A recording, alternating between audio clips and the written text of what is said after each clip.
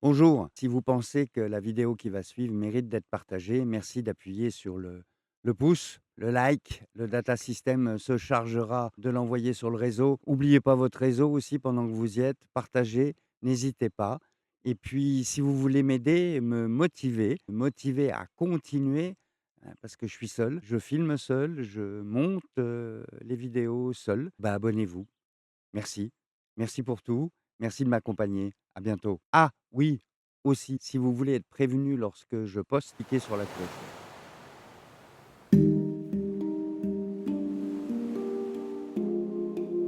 Bonjour et bienvenue sur la chaîne Un cancer pour renaître. Aujourd'hui, la quête de sens. Troisième des 5 étapes de ma guérison. On a vu précédemment l'étape numéro 1, l'indispensable appel au corps médical afin de suivre les protocoles. L'étape numéro 2, préparer, acter sa mort éventuelle de façon à pouvoir concentrer l'intégralité de son énergie à la guérison. Et la troisième étape, la quête de sens, comprendre. En tant que guérisseur, ma conviction profonde était que comprendre était indispensable à mon éventuelle guérison. Des fois même, il suffit de comprendre et on guérit. Alors de toute façon, pour moi, l'étape était indispensable. Il me fallait à la fois comprendre comment mes cellules avaient fini par se cancériser, par quel mécanisme de l'invisible on en était arrivé à cette situation et pourquoi. Alors non pas le pourquoi moi teinté, d'injustice, non, le pourquoi une part de moi avait empêché mon système immunitaire de faire le job comme il le faisait magnifiquement depuis toujours.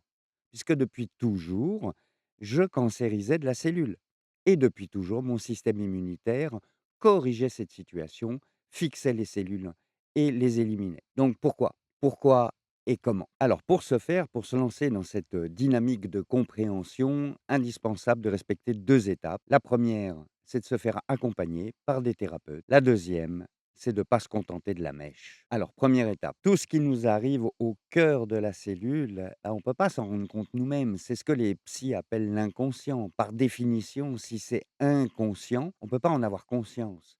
Donc il faut se faire aider. Alors, on pourrait se faire aider par un psy et d'ailleurs, c'est très utile pour ceux qui ont du mal à verbaliser leurs ressentis, qui communiquent pas à la maison ou qui n'ont personne avec qui communiquer. Prendre un psy, c'est la bonne formule, mais pas l'unique formule. On n'a pas le temps. Quand un cancer vient d'être diagnostiqué, on n'a pas le temps de se lancer dans une psychanalyse qui peut durer des mois ou des années avant de trouver le nœud et de le dénouer. Donc, il faut être efficace et pour ce faire, vous avez nombre de thérapies. Je ne peux pas vous en conseiller une en particulier parce qu'il y a des thérapies plus efficaces pour les uns que pour les autres. Il va vous falloir trouver le bon thérapeute, celui avec qui ça match, celui en qui vous avez confiance, dans la bonne thérapie. Alors, ce que je peux, c'est vous lister les thérapies qui travaillent sur la mémoire cellulaire. Vous avez la méthode NAET, le décodage biologique, la constellation familiale, la kinésiologie, la thérapie quantique,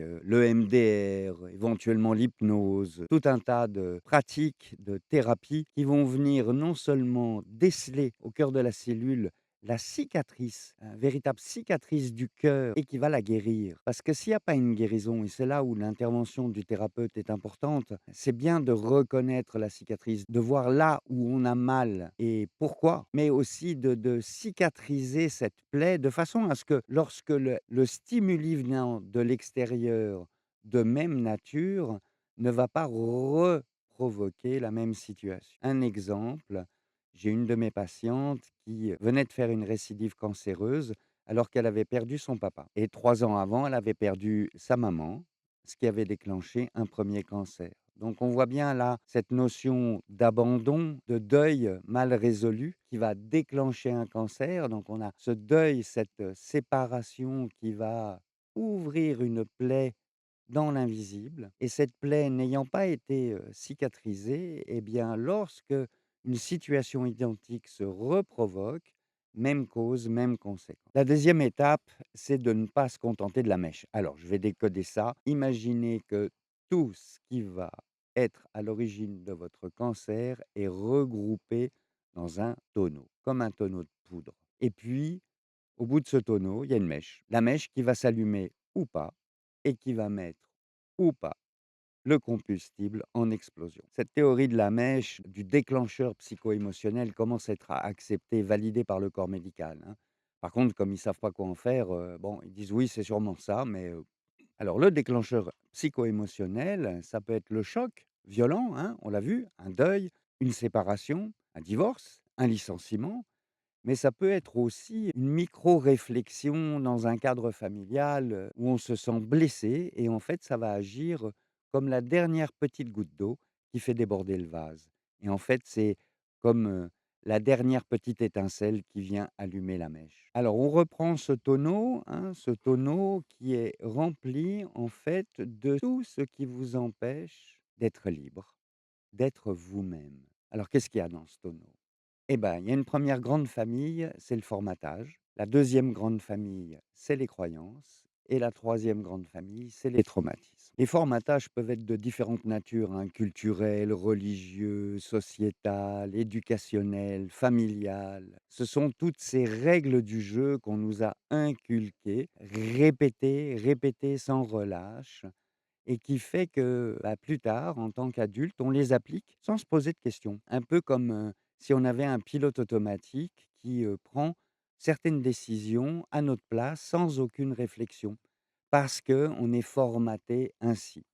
Alors moi, par exemple, un formatage classique dans lequel je me suis retrouvé en position de victime avant d'en avoir conscience, eh bien, c'est la notion d'entraide avec, le bon copain. Autant j'étais capable de demander de l'aide à un inconnu, autant je pouvais pas le faire j'arrivais pas, j'étais infirme, j'arrivais pas à demander de l'aide à un copain. Bah, tout simplement parce que quand j'étais enfant, en classe, eh bien, j'avais demandé de l'aide, dans le cadre d'une interrogation écrite.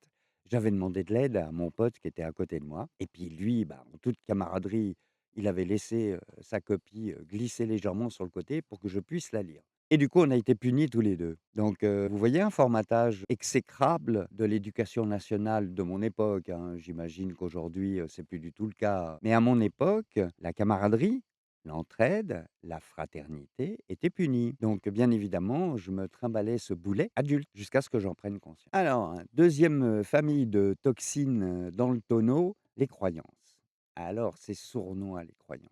C'est sournois parce que, par fainéantise intellectuelle, nous tous, hein, on préfère faire appel à nos croyances qu'à la réflexion. C'est plus facile que de réfléchir, que de dire: «Ah non, non, non, ça c'est nul» ou «Ça c'est bien». Donc, si c'est nul, j'y crois pas, si c'est bien, j'y crois, mais en tout cas, je prends aucun recul et je fais aucun effort de réflexion.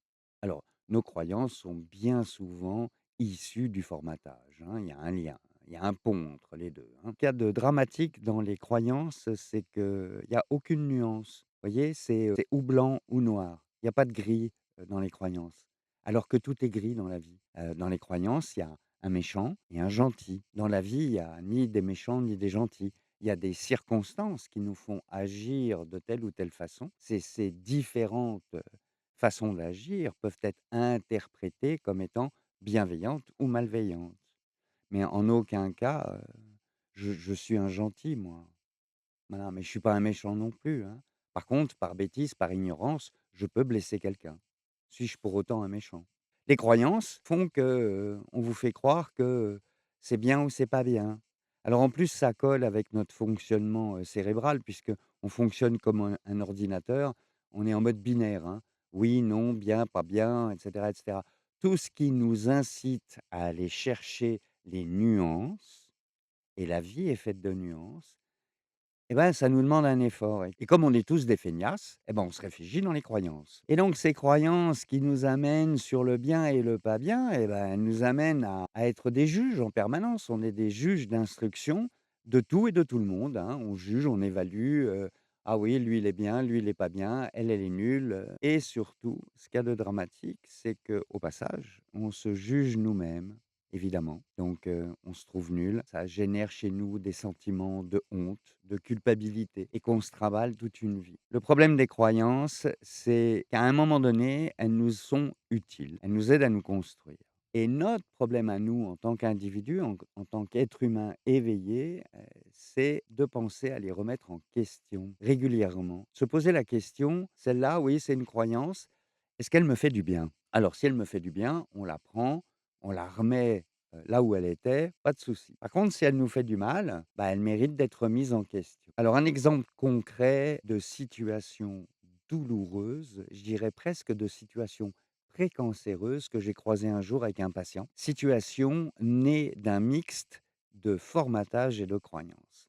Donc j'ai un patient qui prend rendez-vous avec moi parce qu'il a des brûlures d'estomac. Donc il a fait, les examens médicaux, il y a rien, aucune pathologie, est en route. Et dans la symbolique du corps, bien souvent l'estomac, c'est le la première viscère de digestion et pour l'émotionnel, c'est la même chose, hein. C'est quand il se passe quelque chose dans l'estomac, quand ça brûle dans l'estomac, c'est qu'il y a une situation dans notre vie qui est non seulement inconfortable, mais qui n'est pas accepté, qui n'est pas digérable et si ça brûle vraiment, on peut dire qu'il y a de la colère. Je teste le gars, je discute un peu avec lui, je lui parle de cet aspect de non-acceptation des situations et il finit par se confier et en fait, cet homme, très belle situation, cadre supérieur, itinérant sur la route, donc un directeur commercial. Il me dit: «Je suis pas un mec bien, je trompe ma femme». OK, donc là, on est confronté à une première croyance, celle du bon mari. Le bon mari, fidèle. Formatage aussi, hein, culturel, religieux, donc il y a bien, pas bien, hein, voilà. Donc moi, je suis pas bien parce que je suis un infidèle et ça, c'est le premier truc. Le deuxième truc, c'est que je suis infidèle avec des jeunes garçons. Donc là, vient en plus les croyances et le formatage liés à l'homosexualité. Pas bien. C'est un gars qui avait un papa très macho-machiste, qui répétait sans cesse: «On n'est pas des PD, c'est nul, on n'est pas des gonzesses». Donc, double charge de culpabilité et de honte pour ce monsieur. C'est un infidèle et c'est un infidèle homosexuel. Et vient s'en rajouter une troisième où il me dit: «Quel papa je suis pour mon fils». Là, qu'est-ce que je pouvais faire moi en tant que guérisseur? Alors soulager ponctuellement la brûlure, mais je lui ai dit: «Ça va rebrûler. Ça va rebrûler parce qu'il faut régler ces problèmes de formatage. Vous pouvez pas corriger votre nature profonde. Si votre nature profonde va vers l'homosexualité, vivez cette homosexualité. Ce qu'il faut, c'est la vivre sereinement et aller remettre en question ses croyances et ses formatages». Je lui ai dit, je lui dis: «C'est quoi être un bon père? C'est être, frustré dans son hétérosexualité? C'est quoi être un bon père? C'est être malheureux de vivre avec sa femme et de pas pouvoir vivre pleinement ce que j'ai à vivre? Et c'est quoi un bon mari? Rester avec sa femme alors qu'on n'a plus de désir pour elle?» Dernière famille de toxines dans le tonneau individuel, les traumatismes et leurs injonctions. Alors les traumatismes, ça peut aller là aussi, hein, il y a pas d'échelle de valeur. Ça peut être le gros trauma, l'agression à tout âge, mais ça peut être aussi la micro-réflexion faite à un enfant qui le prend en plein cœur et qui va vivre un véritable tsunami émotionnel, qui va passer complètement en dehors des radars, de l'adulte, hein, parce que pour lui, c'est un micro problème, alors que le gamin a super mal vécu la situation. Alors à chaque trauma, notre système neuronal, notre inconscient va déclencher un processus de sécurité. D'abord, pour faire en sorte que le traumatisme soit oublié. Première étape, le souvenir est douloureux, donc on oublie. Et puis surtout, il va mettre en place tout un processus dans l'inconscient pour faire en sorte qu'on ne revive jamais plus cette situation. Alors un exemple concret, hein, c'est, par exemple, à l'école, une gamine qui, postule pour passer au tableau, parce que la veille, elle a récité par cœur sa récitation à sa maman et elle a confiance en elle et ça va bien se passer et elle a envie, parce qu'elle adore cette récitation, elle a envie d'y aller. Et puis là, au tableau, le stress, le blanc et elle se retrouve sans voix. Réflexion de la maîtresse, fou rire de la classe évidemment, hein, les enfants, ils vont gaillardement dans ces moments-là. On vit de plein fouet l'humiliation et là, vient se coller à cette humiliation une injonction dans l'inconscient: «Ne te mets plus en avant». Et là, on a une jeune femme qui ne se mettra jamais plus en avant. Donc dans un registre professionnel, eh bien, elle va jamais se mettre en avant et puis un jour, elle va voir une promotion lui passer sous le nez parce que celle d'à côté n'est pas plus talentueuse, mais elle a su se vendre et là, eh bien, va naître une énorme frustration en elle et puis, dans son inconscient et dans sa vie personnelle, cette jeune femme va chercher un partenaire, qui va la défendre, qui va l'empêcher de revivre cette humiliation. Donc elle va être de façon complètement inconsciente attirée par l'homme alpha, le costaud, le gars qui se fait démonter par personne, vous voyez? Le chef, le leader, celui qui décide de tout. Donc il va se mettre en place un deal entre cette jeune femme et le costaud. C'est, «Je te laisse tout le pouvoir et toi tu me protèges» et le deal dans l'invisible, dans l'inconscient, le deal est validé des 2 côtés, hein. Parce que demander à quelqu'un qui a une nature de chef de prendre le pouvoir, il le prend, mais tranquille, sans même s'en rendre compte, il prend le pouvoir. Et puis, la jeune femme, bah, elle se sent protégée, donc tout va bien. Sauf que la jeune femme, devient femme, et bah, elle acquiert petit à petit, une forme de confiance, une forme de tranquillité et puis elle regarde son homme, et elle se dit: «Je commence à en avoir marre, il décide de tout, il se comporte comme un despote» et là, naissance de frustration, naissance de sentiment d'emprisonnement, d'étouffement dans sa vie, de pas être reconnu, de pas exister, enfin voilà et là, on remplit le baril de poudre. Vous voyez le truc? Concernant les traumas, ce qui est d'autant plus compliqué, c'est que non seulement on va les réfugier dans l'inconscient, aussi bien les traumatismes que les injonctions liées aux traumatismes, mais en plus, on hérite des traumas de nos ancêtres. Merci les anciens, de nous avoir refilé, vos virus là, émotionnels. Et alors ce que je vous dis, c'est pas un fantasme de thérapeute, de magnétiseur, hein. Ça a été validé en 2016 par le CERN à Genève. Une équipe de biologistes a validé qu'un stress, un traumatisme venait impacter les chromosomes de l'ADN. Et donc, comme les chromosomes de l'ADN sont impactés et que l'ADN, c'est notre patrimoine génétique, eh bien, en nous reproduisant, nous transmettons notre patrimoine génétique avec des chromosomes atteints, donc avec la mémoire et les injonctions liées à ce traumatisme. Alors ce mécanisme, je l'explique dans mon livre, mais je vais vous le reprendre rapidement.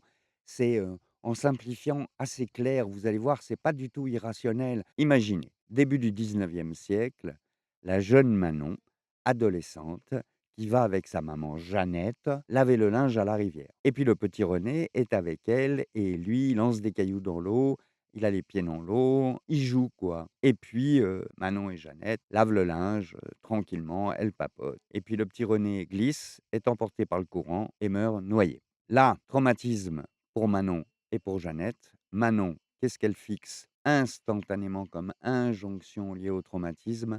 L'eau, c'est dangereux, ça tue. Et Jeannette, la maman, qu'est-ce qu'elle va générer comme trauma et comme injonction à ce trauma? Je n'ai pas surveillé mon fils, il est mort, c'est de ma faute, je ne suis pas une bonne mère. Et là, on a des chromosomes d'ADN qui sont atteints avec les injonctions. Et on se retrouve 4 ou 5 générations après. On a un petit garçon qui est devant la piscine avec tous ses copains et il n'ose pas se mettre à l'eau. Il a peur. Il a peur parce que c'est l'arrière petit, petit, petit fillot de Manon. Et il y a dans ses cellules une injonction qui lui dit que l'eau est dangereuse, ça tue. Et puis quelque part ailleurs, dans une autre ville, il y a une jeune maman qui étouffe son petit au parc de réflexion. «Non, fais pas ci, non, fais pas ça. Attention, c'est dangereux, mets ta casquette, il y a du soleil, fais pas ne cours pas, ne fais pas du vélo trop vite, ne pas» et en fait, cette maman, c'est l'arrière, arrière, arrière petite-filleute de Jeannette, pour qui être une bonne mère, c'est être vigilant pour pas que son enfant ne meure. On retrouve là les dysfonctionnements classiques hérités de nos ancêtres et qui vont là aussi remplir notre baril. Donc on ne sait jamais à quel niveau c'est ça qui est compliqué, en fait. On ne sait jamais où en est notre baril personnel et on a beau entamer cette démarche de quête de sens, qu'on va appeler de développement personnel, une démarche spirituelle, peu importe l'intitulé qu'on y mette. On peut travailler sur soi depuis des années. Comme on ne sait pas là où on en est, ça n'empêche pas de déclencher un cancer et je suis bien placé pour le savoir. Cette démarche, je l'ai depuis plus de 20 ans et malgré tout, j'ai fait 2 cancers simultanés. Alors le seul avantage de démarrer cette démarche avant d'avoir un cancer diagnostiqué, l'avantage, c'est que vous connaissez déjà votre équipe de thérapeutes, vous avez déjà confiance, vous allez plus vite. Si vous avez encore rien fait, pas d'inquiétude, vous êtes en retard de rien. Lancez-vous dans cette quête. Lancez-vous dans cette quête parce que C'est la magie, vraiment la magie de notre intelligence intérieure. Si dans cette quête, il y a la solution, votre organisme vous laissera le temps de la révélation. Le plaisir de cette quête, c'est qu'à chaque fois qu'on va dénouer une situation de traumatisme, une situation de formatage, de croyances malsaines, enfin bref, à chaque fois qu'on dénoue quelque chose, qu'on trouve quelque chose, qu'on l'évacue, c'est comme si on décollait quelque chose qui nous avait empêchés d'agir librement. On se sent de plus en plus libre, on se sent en définitive de plus en plus nous-mêmes. Et en fait, on va se rendre compte petit à petit que cette quête de sens nous amène à une quête de soi. On découvre qui on est vraiment. Et là, ça nous permet de voir qui et pourquoi, qui en nous a empêché le système immunitaire de combattre ce cancer. Eh ben, c'est nous, en fait. C'est nous pleinement. C'est nous libres de toute contrainte. C'est nous qui étions, si malheureux de voir ce que nous étions devenus. Alors quand je dis: «C'est nous, c'est moi», en fait, moi, j'ai pris contact avec mon enfant intérieur et j'ai vu que c'était lui, moi, le représentant de mon âme qui était tellement malheureux de voir qui j'étais devenu, comment je m'étais éloigné de ce que je devais être, comment je m'étais éloigné de celui que j'étais réellement, quels habits de protection j'avais enfilés, comment je m'étais éloigné des autres, comment je m'étais éloigné de moi-même. Et en fait, c'est lui qui a tout déclenché, avec les risques que ça encourait, évidemment. Mais à quoi bon vivre si c'est pour vivre à côté de ses ponts? Comme dit Paolo Coelho, on a tous une légende personnelle. À quoi ça sert de vivre si on ne vit pas sa légende personnelle? Alors, malade ou pas, si vous m'écoutez tout de suite là, posez-vous la question. Attendez d'être seul. Posez-vous la question. Et si l'enfant que j'étais, avec ses projets, avec ses rêves, rencontrait la personne que je suis devenue? Qu'est-ce qu'il dirait? Qu'est-ce qu'elle dirait? Est-ce qu'elle serait fière? Est-ce qu'elle serait heureuse ou pas? Parce que si ça lui plaît pas, à tout moment, dites-vous bien qu'à tout moment, elle peut intervenir.